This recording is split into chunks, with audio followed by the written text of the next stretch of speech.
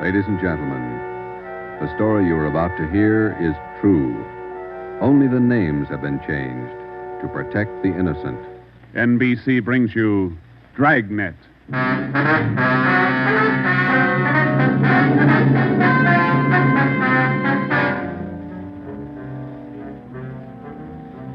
You're a detective sergeant. You're assigned to homicide detail. A gang of quick-trigger gunmen have moved in on your city.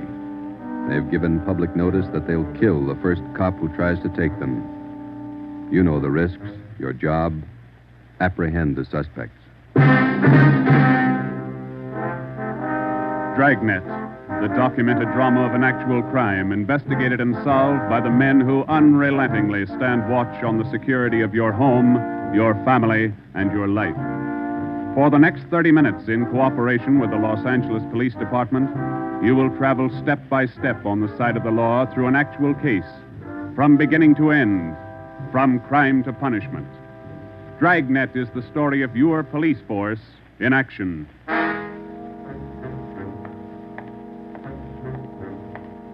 It was Wednesday, April 17th. It was warm in Los Angeles.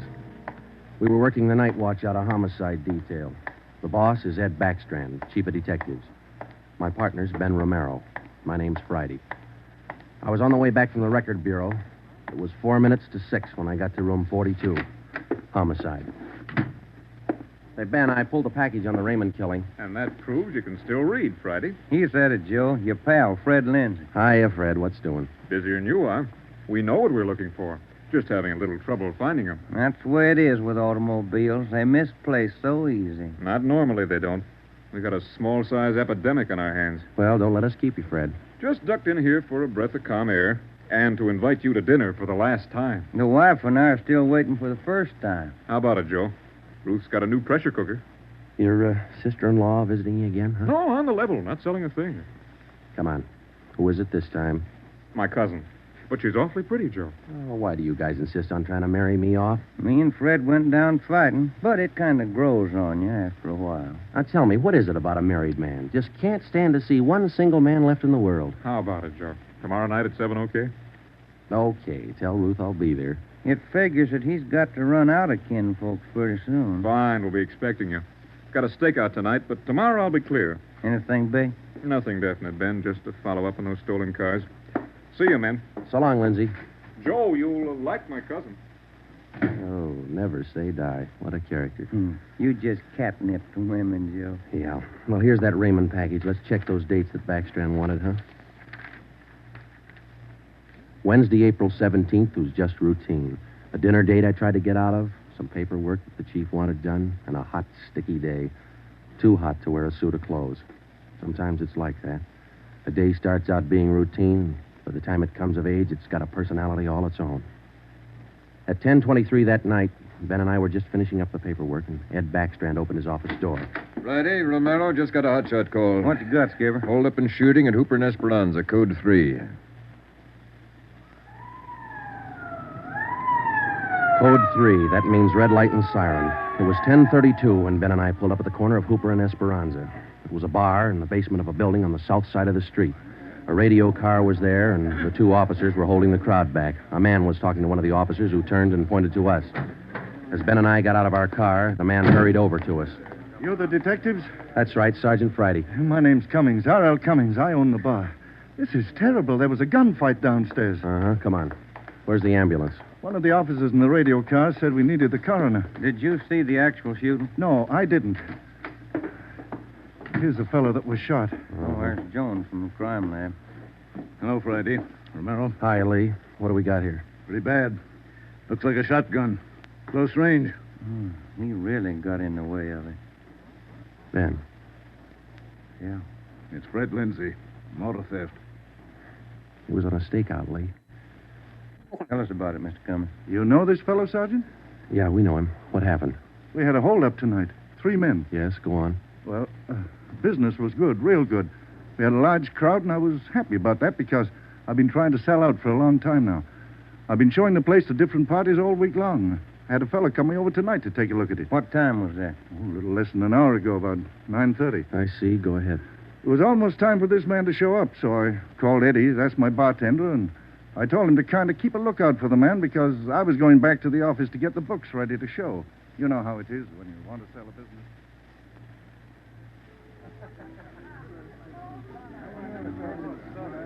You'll watch for him, Eddie? You bet I will. If you want me, I'll be back in the office. Keep your mouth shut and stand still. Huh? You own this bar, don't you? Well, yes. What is this? You're the boy we want to see. Which one of you? All three of us. What's going on? What's it look like, genius? Just a stick-up. I haven't any money. You go to the bank on Thursdays, don't you? Well, I made my deposit today instead. I've been watching you for a month now. Don't give us that. You go to the bank on Thursdays. Now, come on, hand it over. I'm telling you the truth. I usually go on Thursdays, but I went today instead. You're lying, Ace, and we ain't got much time. Look, you can have all the money I've got on me. I think it's about 200. But that's all I have. Here. Why argue with him? Take what he's got and we'll shake the customers down. No, please don't do that. You got my money. Isn't that enough? No, it ain't. Come on, let's go out front. That's about all I remember, Sergeant. When I come around, I was lying on the floor of my office. You better have somebody take a look at that cut on your face. Yeah, I'm going to right away. There's my bartender. He saw the fight. What's his name, Eddie? Yeah. Eddie. Yes, sir? These men are detectives, Eddie. Will you tell them what you saw? Oh, it was pretty rough. And tell us what happened when they started to shoot. That fellow the coroner just took out of here sure was long on nerve. Took on all three of them single-handed. Uh-huh. Tell us what you saw. You ought to get that fellow's name. Sure had a lot of nerve. Took over just like he was a cop. He was a cop. Now, what did you see? I pegged him for a cop. Well, he was sitting up at the bar. Been nursing a bottle of beer for about an hour. I was keeping an eye on the front door, watching for this fellow the boss wanted to see. So I didn't see the three hold-up men come through from the back. But I heard them. All right, let's knock it off. You can all see this shotgun. Anybody make a move and I'll blow your head off. Demas, cover the front door. Got it. Sickle, shake him down. Okay, gents. You guys in the band, keep that music going. The rest of you people turn around and face the bar. Put your hands on top of the bar and leave them there till we tell you to move. Come on, hurry up. Knock it off. Okay, Sickle. We'll take your money, your watches, anything else you got. Now, don't try to be cute and hold out. All right, you, take off the watch. I'll get your billfold. You, lady, let's have the ring. This Come man on, they give me the call watch. Sickle went right down the line, took everything he could lay his hands on. This cop, your friend, was facing me at the far end of the bar. He was standing there just like the others. He kind of leaned toward me a little. Can you see the guy with the shotgun? Yeah, Where is he? center of the room. The other guy still at the door? Yeah, Got his gun out? holding it in his right hand. How far down the line is the other guy? About 10 people away. Hey, you two down at the end there. Knock it off. Hurry up, Sickle. Doing the best I can. Come on, let's have the purse, lady. You, next to the lady here, get the watch off. I'll take this wallet over. How far away now? He's getting closer. But we better shut up like he says. I'm going to take the one with the shotgun first. He'll blow you to pieces. I got a gun. How far away is that guy now? I thought Jans told you two to shut up. All right, Sickle, try to move and I'll break your back. Let me go. Go ahead, don't shoot, Jans. Stay away from him, Sickle. All you people at the bar, down on the floor. Okay, you with that shotgun, drop it. Demas, can you get a shot at him? Not without hitting Sickle. Come on, you, I'm waiting. You got us all wrong, boy. We like Sickle, but not that much. The cop was holding Sickle as a shield. When the big guy let go of the shotgun, both the cop and Sickle ducked. The cop didn't get hit. But this man Sickle fell over on his face, grabbed at his arm. The man with the shotgun went down on one knee, holding his stomach. The man at the door took a shot at the cop, but he missed. Then the cop fired 3 shots at the man by the door. Looked like the first 2 missed, but the last one caught the man in the leg and he went down. Well, by this time, the big guy with the shotgun had recovered enough to hold his weapon again. I tried to warn the cop.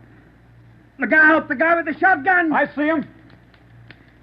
The cop pointed his gun and pulled the trigger, but he was out of shells.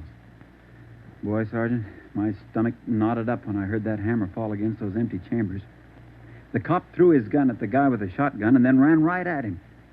You know, it was just as if that cop was trying to run right down the barrel of that shotgun.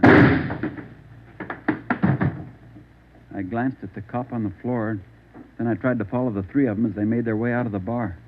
They jumped into a car out front and drove off. As I kid, I used to watch Bill Hart take on a whole gang in the movies, but this way, right in front of my eyes, Sergeant, he was an awful brave guy. Did you get the license number of their car? No, I didn't. I couldn't see very well. You got a pretty good look at all three of the men, though, didn't you? I believe I'd recognize any of them. Thanks, Eddie. What's your last name? Bowers. Eddie Bowers. Got that, Ben? Yeah. You'll be hearing from us, Eddie. We may want you to look at some pictures for us. Glad to help any way I can, Sergeant. I hope you get the men that shot this cop. You're sure going to try, aren't you? Yeah, Eddie. We're sure going to try. The next step was for Ben and I to make a complete report to Chief Ed Backstrand. They got Lindsay, huh? That Fred Lindsay an auto theft? Yeah, that's right. Good cut. You say he wounded 2 out of the 3 in that holdup? Yeah. That means they'll have to have medical attention in a hurry. We'll check all the small hospitals, cover all the drugstores to get a line on anyone who's bought medical supplies in the last hour. Uh-huh. As soon as medical detail notifies Miss Lindsay, I'd like to go over and see her. Smith from the medical detail's out there now. By the time you get back, we may have a flash in the drugstores or hospitals. We'll be back in 30 minutes. Call in when you get out there. Right, Ed. You might carry this with you. Yeah? I'm sick. I'm sick to my stomach about this thing. I want you to get those 2-bit punks. I don't want them to see another sunrise. Got that, haven't you? Yeah, Ed. Let's go, Ben. Chandler? Yes, sir. Put out an APB. Have communications broadcast the descriptions of these suspects every 30 minutes until further notice. Get that to communications right away,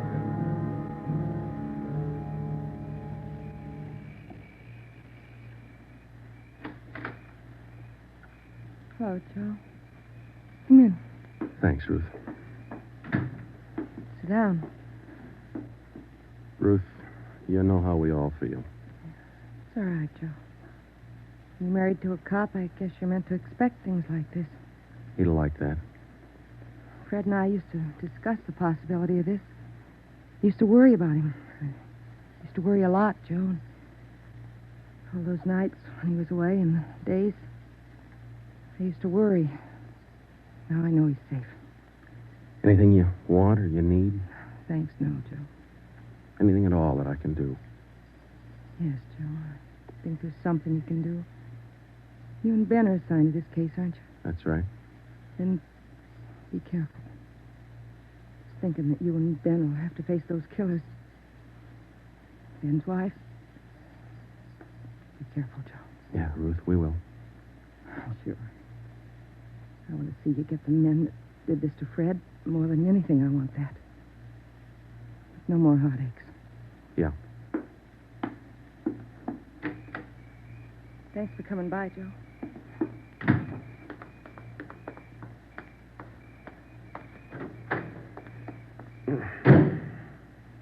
How'd you take it, Joe? Let's go.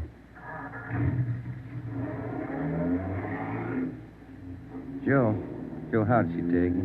You're married, Ben. You figure it. It was 11:30 when we got back to Central Division. As we walked into the squad room, Backstrand was waiting for us. Friday, we just got our first lead. We've located a druggist who said he sold some medical supplies to a man about 45 minutes ago. There's the address. Pretty close to the scene of the shooting. Hop out and see him right away. The Rex Pharmacy was exactly 14 blocks from the Red Feather Bar where the shooting took place. Rex Pharmacy was like your corner drugstore, complete with apothecary jars and shower curtains.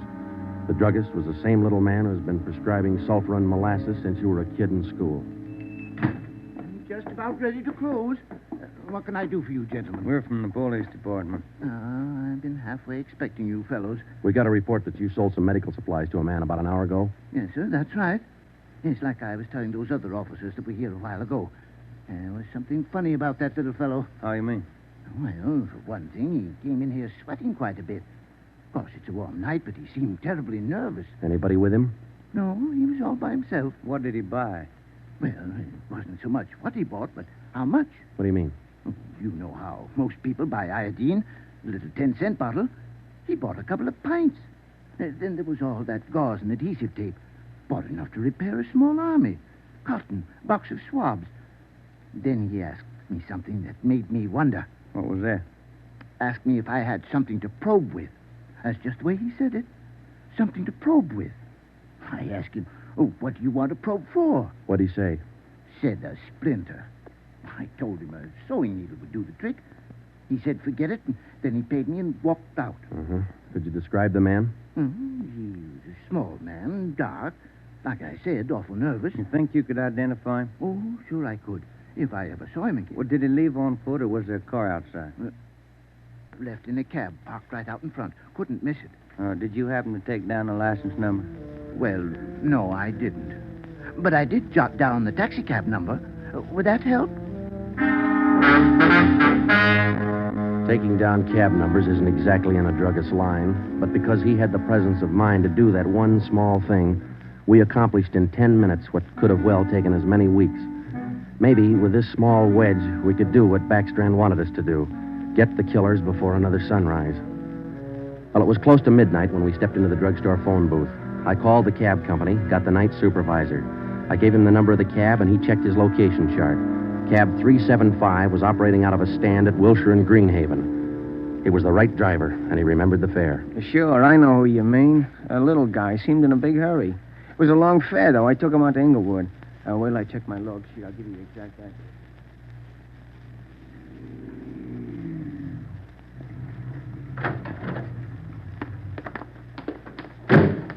Here it is, Joe. 1523 Imperial. It's the rooming house. Yeah, come on. We'll check with the landlady.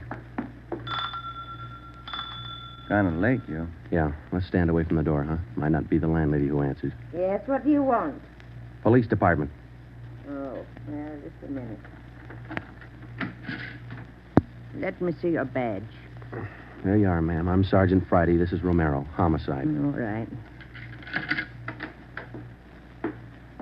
Now, what do you want? I run a good, clean rooming house It's here. not the house, lady. It's one of your tenants. Which one? That's what we want you to help us on. Look, do you men know what time it is? Come back here in the morning. Sorry, this can't wait till morning. Well, I'm not going to invite you in. We'll talk right here on the porch and keep your voices down. My tenants work during the day. Whatever you say, ma'am. Now, what is it you want to know? We're looking for a small, dark man. Well, I got 3 here. Could fit that description. No, he came in late tonight, about 45 minutes ago. I wouldn't know about that. I don't spy on my people. This is very important. You'll have to keep your voices down. Sorry. He's dark and he's small. Oh, I didn't just say he was dark. You must mean Mr. Tyndall. What's he done? What's his room number? He's in room 10, but I can't allow you to tramp up and down the stairs at this hour. You'll wake all my roomers. We'll be as quiet as he wants us to be. Now, what do you mean by that? Is there going to be trouble? I don't know, lady. Where do we find number 10? The end of the hall, last room on the right, and keep your voices down. If you'll just wait in your room, lady, we'll call you if we want you. Okay, here we are. If I keep the door clear, Ben, we might have trouble. Think they all in there? We'll know in a minute.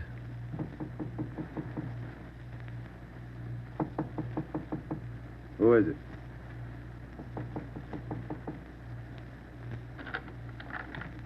What do you want? Police department. I'll try this closet, Joe. What do you want with me? What are you looking for? Closet's empty. What'd you say your name was? Tyndall, Bob Tyndall. New name, but same face, huh, Joe? Yeah, how long you been out of jail, Tenny? My name ain't Tenney, it's Tyndall. Your name's not Tyndall, it's Sam Tenney. We sent you up on a robbery charge 4 years ago. Now, isn't that right, Tenny? No, it's not right. You got the wrong man. I never been in jail. Yes, you have, because we sent you there. Now, come on. Who'd you buy the medical supplies for? I don't know what you're talking about. Look, Tenny, it's a hot night and it's late, so let's cut out the smart talk, huh? Who'd you buy those medical supplies for? Tenny, look, you're a 2-time loser right now. Who are you shielding? You got nothing on me? I ain't done a thing. We can prove that you bought those supplies tonight, and it can go kind of hard on you. So let's open up. I haven't been out of this room all night long. We got a druggist and a cab driver who will make a liar out of you. I still don't know a thing. That cab driver hauled you home here 45 minutes ago. Where were you? I was out on a date. Is that who you bought the medicine for? Ben, call the druggist and get that cab driver. We'll take Tenny downtown. All right. All I did was buy the bandages and stuff. I got nothing else to do with this. Who'd you buy the stuff for? Now, you know everything else. You figure it. Oh, now, look, punk. We know there were 3 of them. One of them killed a cop. We're going to get to him, and Tenny, you're not going to stand in our way. They killed somebody. They didn't tell me that. Who didn't tell you? I don't want any part of murder. I'm going to tell you who it was, but I'm clean. I got nothing to do with it. I was trying to help him out of a jam. Who were you trying to help? It was Roy Bemis, Charlie Sickle, and Red Jans. They didn't tell me nothing about murder. Oh, why'd you help? They offered me a pretty good piece of change to run an errand for them. You know I got paid for. That's all I had to do with it. Where did you deliver those medical supplies? I have to tell you that. I'm afraid of Jans. He's awful free with that shotgun. We'll give you protection. Now, where are they? Can I go to jail till you get them? You'll get protection. Give us the address. It's an apartment house. Just around the corner from here. The Blue Eagle. We took Sam Tenney down to Central Division with us. On the way downtown, he told us that Red Jantz and the other two had their room at the Blue Eagle barricaded.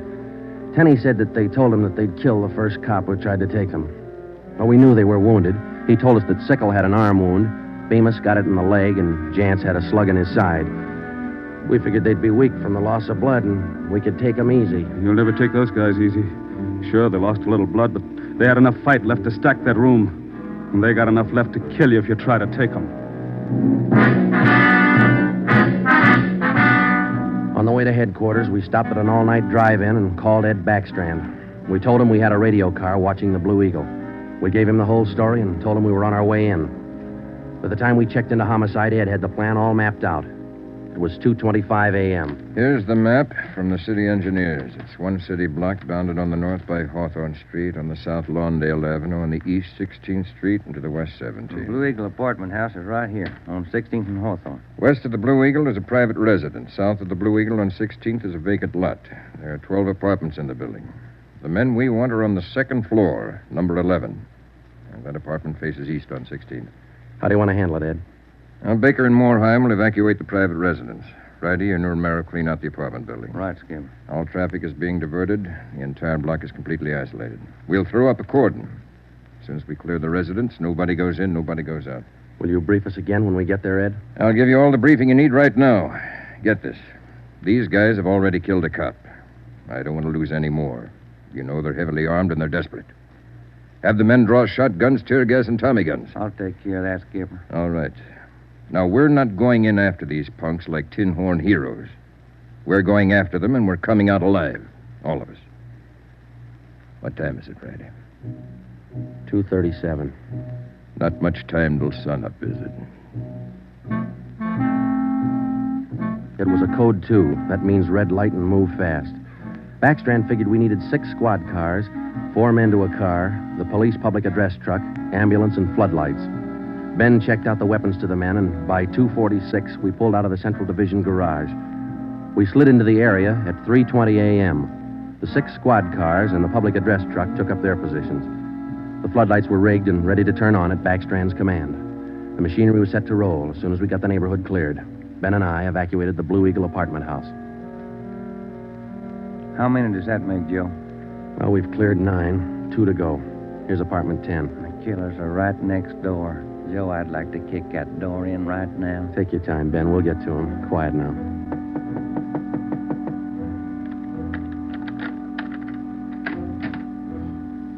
Yeah, what is it? Police department. May we come in? Yeah, of course. What's the trouble? No trouble. We're evacuating the building. Now, we'll have to ask you to leave by the back door. We'll notify you when to return. Please leave quietly and lock your door. What's going on? No time to explain. Thank you very much for your cooperation. Okay, now, we'll skip 11 and go to 12. Yeah.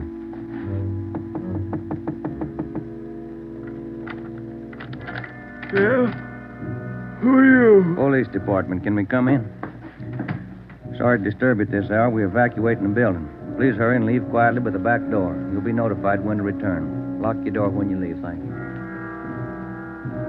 It was 4:10 a.m. Everything was set now. The neighborhood was completely cleared. The entire block was empty except for apartment 11 on the second floor of the Blue Eagle. I left Ben to watch the door of apartment 11. I went downstairs and across the street to join the rest of the men. It was Ed Backstrand's show from here on. That's it, Ed. All set. Baker, Moorheim, all clear? All clear, Chief. Baker, you and Moorheim take 3 men and cover the rear of the building. Right. Is that detail covered Hawthorne Street? They're all set, Ed. How about the vacant lot? Taken care of. The rest of you men? Yeah. Friday and I are going into the building. We'll try to get them to come out now. Johnson. Yes, sir? Come with us and keep us covered. Let's go.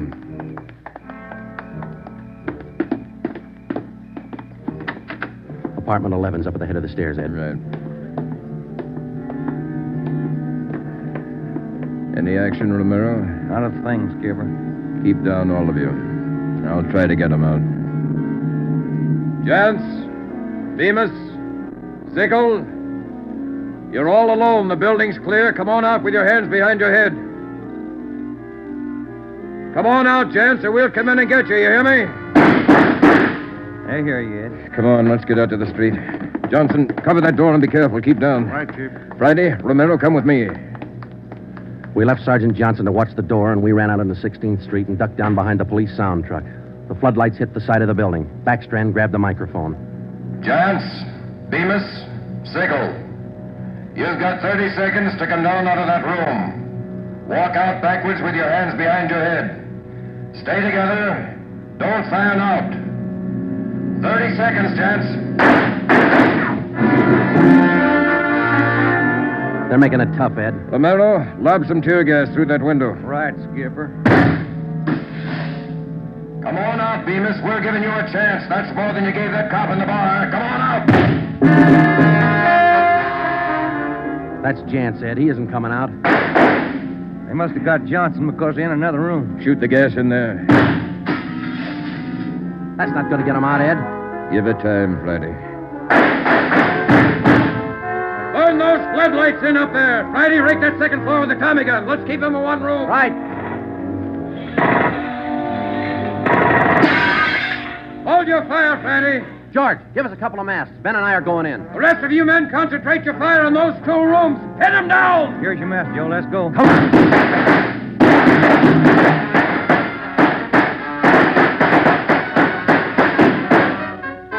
Put that mask on, Ben, and keep down. Yeah, wait a minute. Somebody coming down the inside stairs. Duck, Ben. He's got a gun. I got one, copper. Get out of my way. Stop it, you. You haven't got a chance. I'm coming through, copper. I think I stopped him, Joe. Can you see Johnson? No, it's too much gas in there. All right, you two up there. We got one of you. The other two, come on out. Joe, think we got him? I don't know. Can you see Johnson? No, Joe. It's still too thick in there. I'm going in, Ben. Cover me. Come on. We know there are two of you up there. Just one, copper. Throw your gun down the stairs ahead of you. Hurry up. Shotgun, Joe. Jance. I see him. I'll take him at the foot of the stairs. All right, I got my hands up. I found Johnson, Ben. All right, Jance, outside. Come on. Move. Put the handcuffs on him, Ben. I'll cover you. How's Johnson? I don't know. Ed, get the ambulance crew over here. Jance, who's this other guy we got? Bemis. How about Sickle? I said just one, didn't I, copper? Never mind the smart talk, Jance. Now just answer the question, huh? Sickle wanted out of it a long time ago, so I let him out. He's upstairs. I let him out the back way. Mean you shot him? He wanted out, didn't he? All right. We'll take him in. Johnson's in the ambulance. I'll see you in the office. Yeah. Right, Skipper.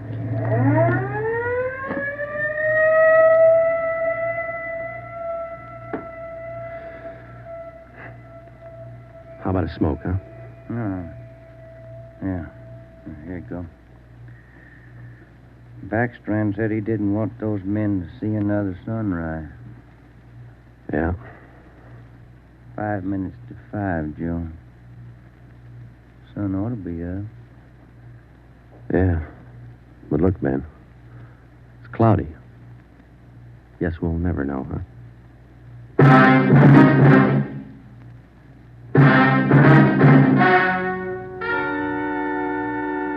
The story you have just heard was true.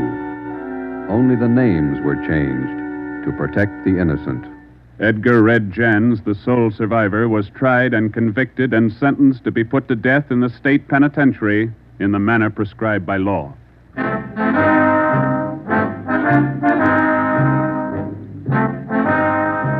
You have just heard the fourth in a new series of authentic cases from official files. Technical advice for Dragnet comes from the office of C.B. Horrell, Chief of Police, Los Angeles Police Department. Tonight's program is dedicated to radio car patrolman Forrest E. Sawyer of the Denver, Colorado Police Department, who, on the evening of March 8, 1937, gave his life so that yours might be more secure.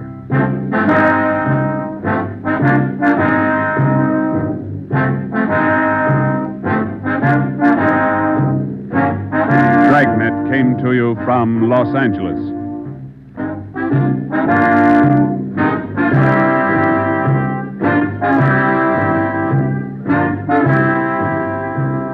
This is NBC, the national broadcasting company.